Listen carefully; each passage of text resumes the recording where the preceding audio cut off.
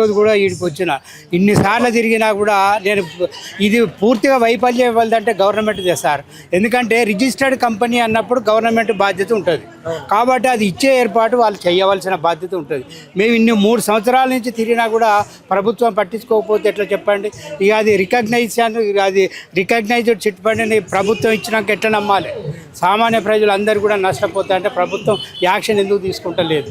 ఇన్నిసార్లు మేము రిటైర్డ్ అయిపోయి ఇప్పుడు 10-15 ఏళ్ళు అవుతుంది, 70 ఏళ్ళ వయసు తర్వాత కూడా ప్రతి దానికి రావడం మేము అనవకొండ నుంచి ఈరోజు వచ్చినాం సార్. మరి ఈ విధంగా రావడం వల్ల మాకు ఎంత ఇబ్బంది అవుతుంది. ఎన్నో అవసరాల కొరకు చిట్ ఫండ్ కంపెనీలో ఇస్తున్నాం. ప్రభుత్వం దీన్ని కఠినంగా శ్రీనివాసరావును పట్టుకోవాలి, శిక్షించాలి. ఇంకొకటి భార్యను అరెస్ట్ చేసినా కూడా డబ్బులు ఇవ్వకపోవడం అనేది అది ఎంత చోద్యం అంటే నిజంగా వాస్తవంగా ఆయనకు ఆస్తులు ఇవ్వని కాదు, ఈ డబ్బులన్నితోటి ఆస్తులు కూడా పెట్టుకున్నాడు.